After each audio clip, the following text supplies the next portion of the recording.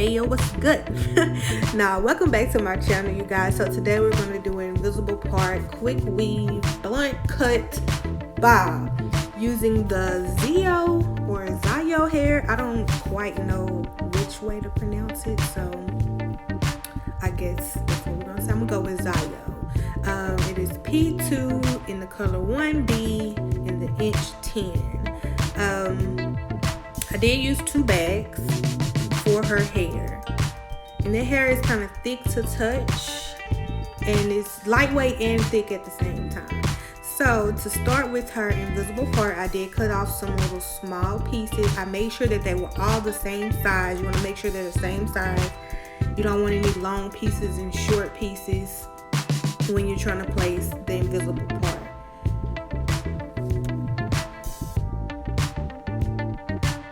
Okay, so for the invisible part, you guys, you want to make sure that the tracks are evenly lined right behind each other. What you don't want to do is place them right on top of each other. I know some people used to, like back in the day when it first came out, people would like place the little pieces like right on top of each other. To me, that creates bulk. It doesn't lay flat. So you want to make sure you space it out a little bit.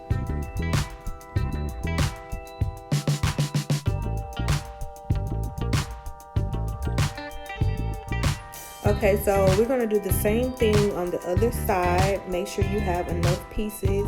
You really don't need too many pieces because, again, you're not laying them super close, because super close creates bulk, and we don't want that. We want it to lay as flat as possible. We want it to look as natural as possible. So the reason I say line them up evenly, because if they're jagged, then you'll be able to see the ends of the track, and the key here is to hide the ends of the track to make it look seamless and not visible. So that's why you want to make sure that the little pieces are evenly cut and evenly laid. Also, I don't think that I recorded how I finished off her part, but I will tell you what you can use to make her part more crisp and to look more realistic. And it also evenly like hide, if there are little pieces of the track showing, it will hide that as well.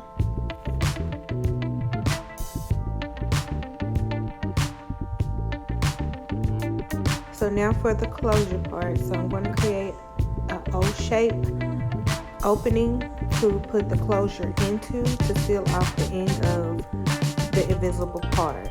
Now you want to make sure that the circle opening is not too big, and you want to make sure your closure is also not too big.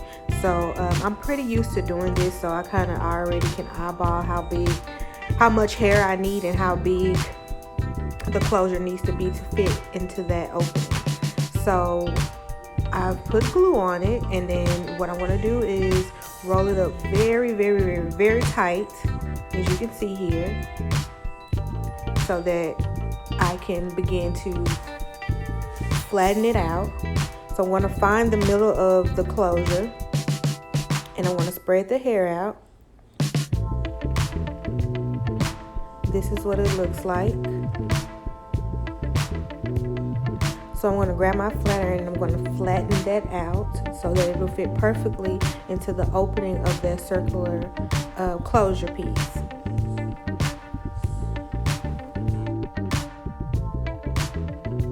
Y'all, please excuse my ashy fingers. I know somebody gonna say something.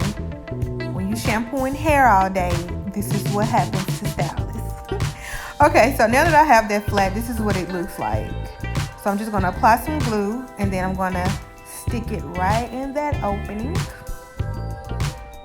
Perfect fit. So now I'm going to pull all that hair up and away so that I can begin tracking on the back. So I'm going to go ahead and pop that rubber band, and that allows the hair to lay flat, because nobody wants that big knot at the back of their head. So that helps. Pop your rubber band. Now this first 2 tracks, I do double track. I lay it under the ponytail, like right at the occipital bone. I do not lay those tracks at the very bottom. Do not, I repeat, do not start those the first track at the very bottom, unless you want to do it loud. So I'm just going to keep applying the tracks in a U-shaped motion from ear to ear, all the way up until I have it completely closed. This is the double track method that I use. I do not use a lot of glue. I start from the top and then I kind of glide it on. You do not need to use a whole bottle of glue on your client's hair. There's no need for that. So I use the double track method because it allows me to put the hair in faster and move on, because I really hate tracking, but it is so vital, you guys. You want to make sure your track placement is everything, because it will make or break your hairstyle. So at the top here, we're going to focus more on the bang area. Now that we got that back and side area filled, we're going to apply these tracks horizontally in a semi half shaped U, if that makes sense.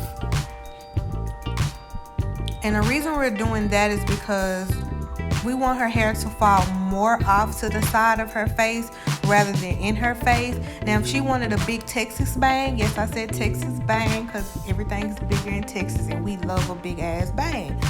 But like I said, if we want to do a big bang, then we would go vertically instead of horizontally. So that's why we did that. So as you can see how the hair just kind of lays and falls off to the side. Now we're going to get to the cut. So this is a 0-degree cut, you guys. We are not elevating. Even if it looks like I'm elevating, I'm not elevating. We're going to keep it at a 0. So you want to create your guide in the back. I always start from the middle and then I work my way outward. So now that we've created our first guide, we're going to move on to the next. You want to take a little bit of the first section of hair you cut and add it to the next section so that you can see where to cut your hair, so you can cut a nice even line and not have like that jagged line. So what I'm doing now, is the hair that's on the side that kind of falls around her shoulder area, which is like the hardest part to cut. I'm over directing it back. Now what I mean by over directing, I'm pulling it back. When you pull hair back, it makes it longer coming forward. So I'm going to do that all the way from the side of her head, and then I'm going to transition back to the other side.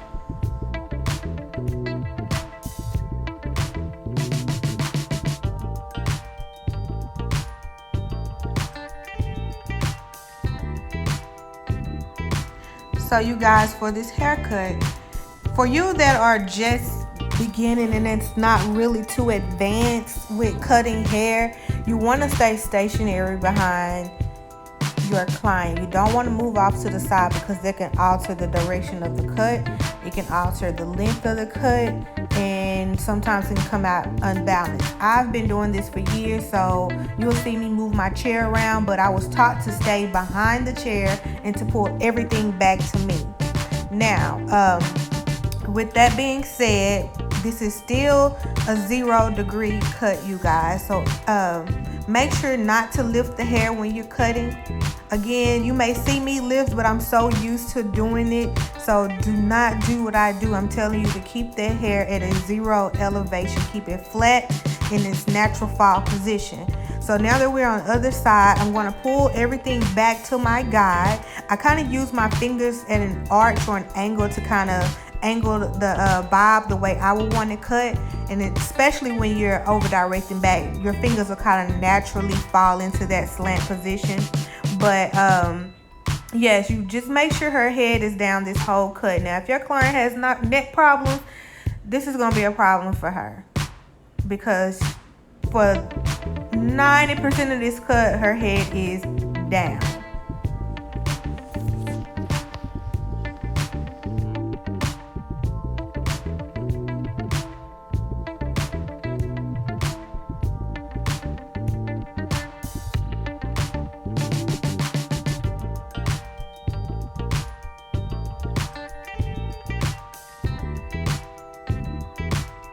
If y'all have any questions about anything, please leave it in the comment section, and I promise I'll answer it to the best of my ability. So now what I'm doing now is I'm turning her around and I'm checking the balance of her cut, and it's perfect. So now we're going to move on to the styling, the best part of this whole process. Now, let me just tell y'all, the styling is what's going to bring it home. If you cannot style, everything would have been for nothing. So let's get into it. Please pay attention to this part. So I did use the Sebastian. I just like to use it. It makes it extra shiny. It makes it extra sleek. And it holds it in place without it being stiff. So now that I'm starting to flat iron her hair, as you can see, I do it in a C shape. I do not do the big granny bump. So make sure it's just like a soft C shape, unless you just want that sleek straight bob where it's not really bumped at all. It's just bone straight. Those are cute to me too, but we want her to have like a little bit more shake, a little bit more body to it. So I'm lightly, keyword, lightly bumping her hair in a C shape with the curve of her head. So go with the curve of her head.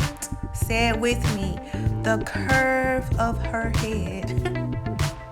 So yes, just zero in on how I'm flat ironing, you guys, and you should be okay.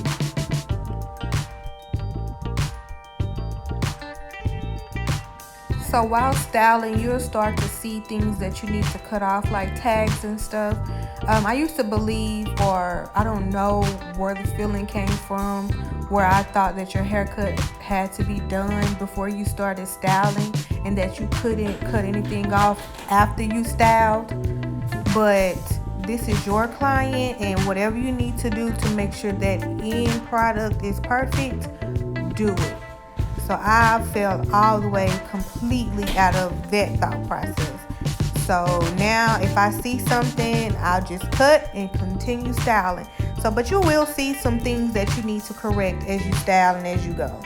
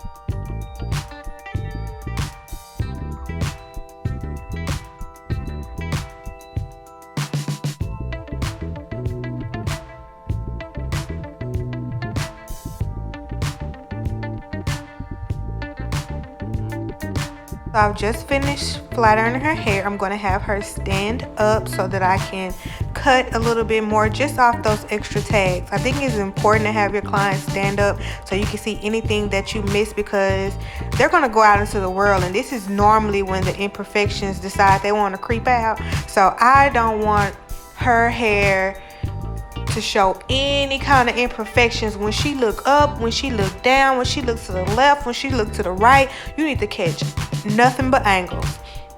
So I think it's good for you to have your client stand up after, have her look down to the right, to the left, in every position possible that you think she's going to be looking, and make sure that cut is on point.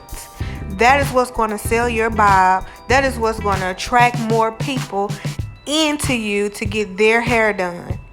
This is the best form of advertising. So you want to make sure that you perfect it before you call her quits and say that you're done. You take that cape off and let her walk into the world. Make sure she is on point.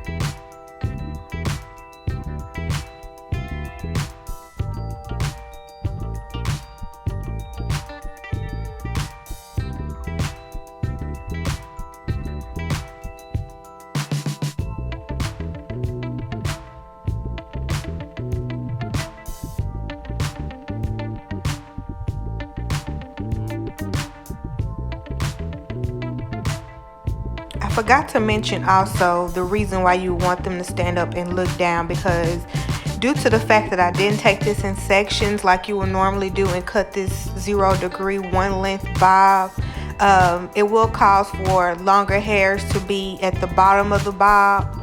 And once you make her look down, you can see if there are any longer hairs that poke out, and you can clean it up. So when she looked down, she didn't have any. But sometimes when you're cutting a blunt bob and you don't section it out, when they look down, you'll see those extra long hairs that are at the bottom of the cut. So you want to make sure to push her head down so that you can see and cut off what you need to cut off. So this is the finished product, girl. Look at that angle. Look at that invisible part. Don't it look natural, y'all? Oh, so yeah, with the part. So you want to take that rat tail comb that you use, one with the metal tip at the end. Take some black spray, some black hairspray. Hold your comb in the middle of that part, directly in the middle of that part, and spray it. And it's going to give you a nice, crisp, sharp line. Check them angles, baby. We're going to look to the left. We're going to look to the right. We're going to look down. Yes, she's so goofy. I love my client. Check that shape. Flawless. Flawless. Well, thank you guys so much. I hope you learned something. Be sure to subscribe and hit that notification bell so you can get notifications of when I upload. Be sure to hit me up on my other social media sites, Instagram at Hair by Mika and Facebook at Hair by Mika. Bye, you guys.